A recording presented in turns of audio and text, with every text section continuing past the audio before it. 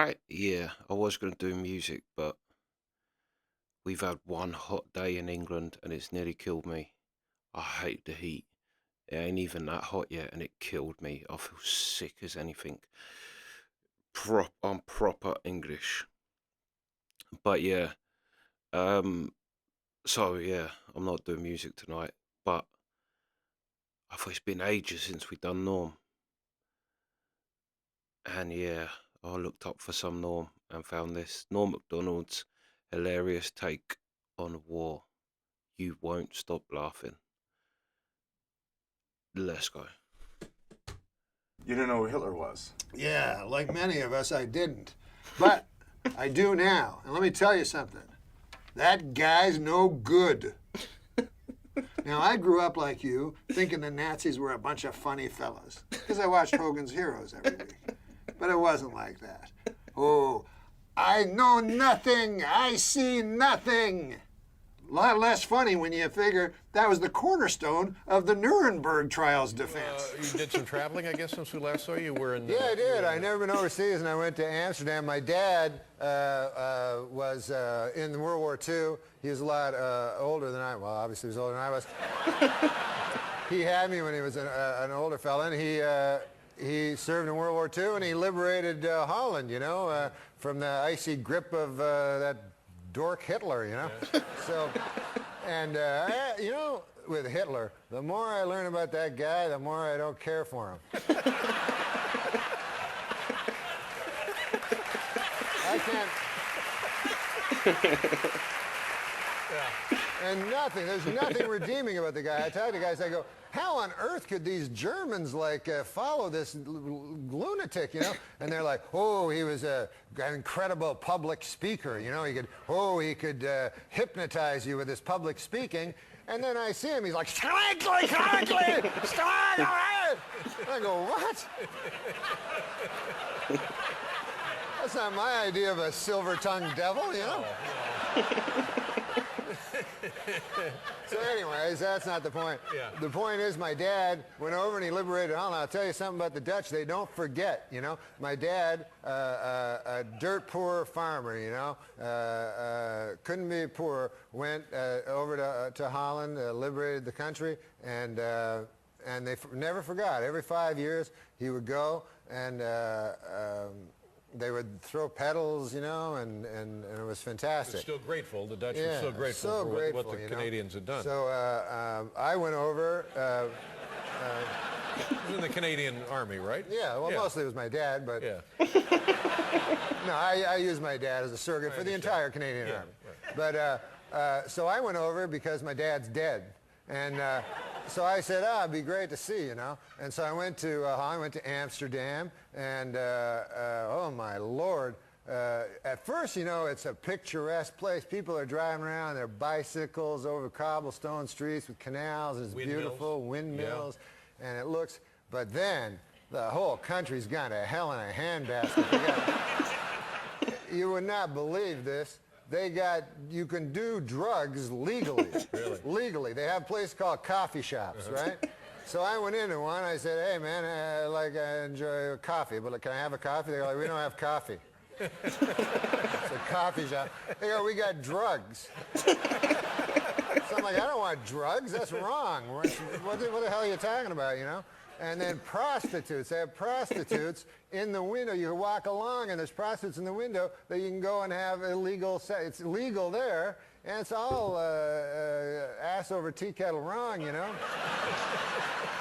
And so then I had a whole different view of the place of just these, crazy people. Just not right. So anyways, one night I was going back to my hotel, and I'm going back to my hotel, and I can't find my hotel because everything's in, they're all foreigners, so it's all different language, hard to find streets and stuff. So I was walking around forever. Finally, I see my hotel, and I get there, and there's a red light, And have you ever been to those places where not a red light like a red light district. Traffic light. A stoplight that was red. And you know when the red never changes? You ever been in that experience? So I'm standing there in the red. A minute goes by, 2 minutes go by, 3 minutes go by, whatever minutes go by, and it never changes. And there's no traffic at all. So finally I go, I'll just walk across the red light, right? Yeah. What harm can be done? Walk across the red light. Immediately a police officer comes riding a bicycle. So then this guy, you know, he's like, you know, talking with his foreign thing, and so he writes me a ticket. You know, I go, are you kidding me? Your whole country's a bunch of drug-smoking prostitute people. You know? This doesn't make any sense. Doesn't make any sense. And also, if it wasn't for my dad, then that guy wouldn't get to have the freedom to drive his fruity bicycle anyway. You know? That's right. Yeah, he'd be living in a country where a guy was going, "Scrankly." Peter wrote a one-act play. God damn, I wish I had a time machine. To see. I think Norm must have a bit of English in him, because that's like something an old English person, like that you find out that they go to Spain or something. They go, yeah, how was your holiday? Oh, it was really nice. It's full of foreigners now. They're not foreign, it's their country. It's full of foreigners now. Can't understand anything anymore. Like, what was you expecting? Just everyone's the same. Yeah. Yeah, let's go. Action. Yeah, no, to take back my question. Thought you were gonna say to murder Hitler. I would not. You know, people always fucking want to murder Hitler with their time machine, right? But then I feel if I got back there, I'd be afraid of falling under the spell of his fucking beautiful eyes. It's true. You In want oratory, and to be then, locked in the gaze. yeah, and then I join the fucking party, That's knowing his me. thing. He gives you his full attention. You're like, whoa, All wait a right. minute. Maybe there's Norm, something to I'm this guy. No, but before you ask another serious Believe question, it or we not, gotta they're move telling on. us to wrap it up. I don't exactly know want to. why you guys. I don't want Perfect. to. This is fun for everyone. It's the For the Lonely record, Island, guys. I would have killed Hitler. So thanks, gentlemen. Can I just clarify? if I did go back in time to kill Hitler, I would do it. Yeah, yeah. I wouldn't get That's lost the- in that's his the front eyes door and then choice. bail. Yeah. Just so Well, I don't thanks get for- like thanks for hit having from us. all the like I know. All the, defamation Yeah, leagues. no, Yeah, you would yeah. end it. Yeah. Pro. listen, Okay. man, I'm sorry We about. gotta wrap it up. I'm sorry It's about over. bringing up Hitler. You really brought this live show to a new This is low. the first one, right? This is your first interview? It's just gonna get worse. This is the first time I've ever been interviewed a Just man. sign If you of can bring things to Hitler come. into all of them, they're going to ask you back for sure, which is I know what you want. That's what we're all hoping. These kind of characters. I think we should kill Hitler. Me and you go suicide, kill him. It was like he died 50 years ago. Did Probably. he? I didn't Yeah. even know he was sick.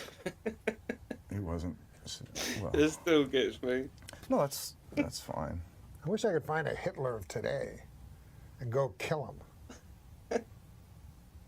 But now that I'm old, things scare me, you know, and I think it's the media does it. Like, they go North Korea, you know, and I don't know, it kind of scares. It doesn't scare me that much, but it's supposed to scare you. But, like, are you really scared? Have you ever woken up, go, ah, and your wife's like, what's the matter, honey? North Korea. A little tiny country way the fuck over somewhere. I'm scared, honey, I'm scared. Some people are. I'll tell you, Iraq doesn't scare me. North Korea, none of those countries scare me. There's only one country, really, that scares me in the whole country, or in the whole, what do you call that's bigger than a country but less than a galaxy? Earth. The entire Earth, there's only one country that frightens me, and it's the country of Germany. I don't know if you guys are students of history or not, but for those of you who aren't, Germany, in the previous century, of the early part, they decided to go to war. And who did they choose to go to war with? The world.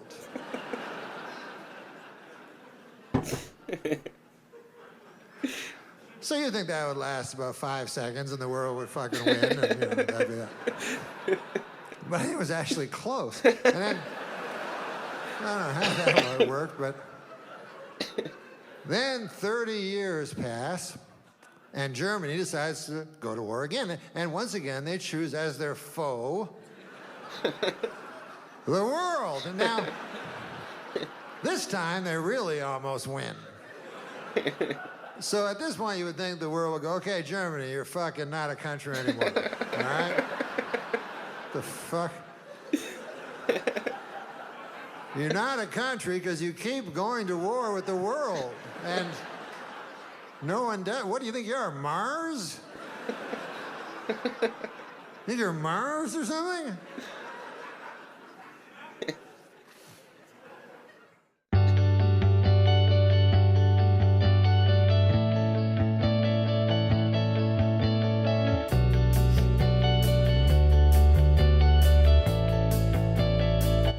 I have to say, yeah, Norm is still funny. Like, I've heard that joke, but it's been so long since I've done Norm, and it still makes me laugh. Everything he says is just genius. A street joke. Good. But my dad would always tell this joke. It was about a little boy called Dirty Johnny, you know, and he'd be in class. You ever heard Dirty Johnny? The Dirty Johnny jokes, yes. Heard the whole series. In this in this joke, he's not dirty. But anyways, the teacher has a thing, and the teacher says, today in class, we are going to have a little experiment. You're going to tell a story from your real life, and then afterwards, you are going to tell the moral of that story. You know? So Sheila puts up her hand, and the teacher says, Sheila, what's your story? So Sheila says, well, my dad works at the hatchery. And he took some eggs, and he put them all in a basket. All the eggs he put in one basket. And then he put them in the horse and buggy, and off we went to town. And the earth was uneven, and the eggs broke. And the teacher goes, well, that's an all right story, but I can't understand what the moral would be to that story. So Sheila says, well, the moral is, don't put all of your eggs into one basket.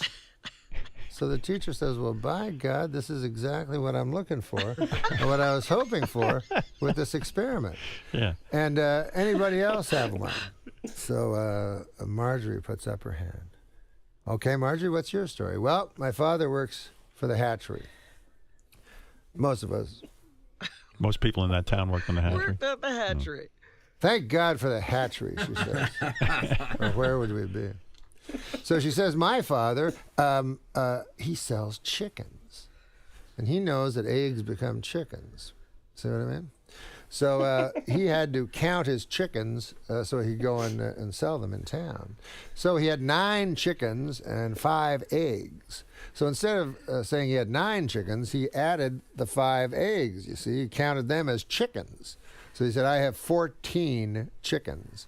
So he took them, Sheila says, and put them in the horse and buggy, and off they went to town, but the land was uneven. The chickens survived easily. They frolicked. The eggs broke. Well, the teacher says again, that's a story, you know.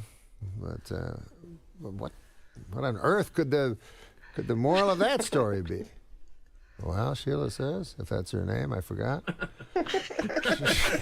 She says, don't count your chickens before they hatch out of the eggs. Right. Teacher says you could probably shorten it a little. So, but that's great. And that's exactly what we're looking for. And then she looks at the back of the class, and by God, there's the upraised hands, as you say, fucking Dirty Johnny. Fucking Dirty Johnny. He's going to ruin the lesson. So the teacher, inside of her head, her thoughts are moving around, and she's like, God, I don't want to hear Dirty Johnny say it. This is going so well, but at the same time, I took a vow, and I became a teacher that every student... All right, Johnny, let's hear your story. So Dirty Johnny gets up, and he says, this is a story about my Uncle Terry. He didn't work for the hatchery. He didn't even like people that did. He was in Vietnam. And he lives on the disability checks he got. Uncle Terry was not a popular man, not even among those he worked with. And I suppose we've all heard of people who've deserted from their battalion. But I don't know if you've ever heard of a battalion deserting a man. That's what they did with Uncle Terry. One day, Uncle Terry awoke in the middle of Da Nang, and everybody was gone. He was alone, and they'd left him 3 bottles of Jack Daniels and some weaponry. So, Uncle Terry got up, says Dirty Johnny, and he downed the bottle of Jack Daniels in 2 slugs, and he threw it down and smashed it into the jungle. And then he walked, picked up the 2 Kalashnikovs and 3 or 4 Glocks and a couple of hand grenades, and off he walked into the unknown, the jungle, his fate. Came upon a village, and from the village came people. Now, were they Charlie, or were they the people that Terry was sent to protect from Charlie? Uncle Terry didn't know. But he knew he had to do something, so he took another swig from the bottle, and he let loose. Took that Kalashnikov, and he let it sway like a farmer would a scythe. And the bullets came, and just as hay would fall before a farmer, so the people fell before Uncle Terry. The men, the women, and by God, even the children. And finally, Uncle Terry stood alone in the mud and the blood and the guts and only at himself. He took a long swig, and his hand brushed against his pants, and he felt wetness, and then he felt shame because he realized he had urinated himself in fear. And then, upon closer inspection, he realized it was not urine. It's ejaculate. And his shame was replaced by pride. And the teacher goes, "Holy fucking shit, what the fuck? Fucking kind of fucking story is that? Like, we just heard the hatchery and shit, and now this?" She goes, "Well, Dirty Johnny, what on earth could be the moral to such a story?"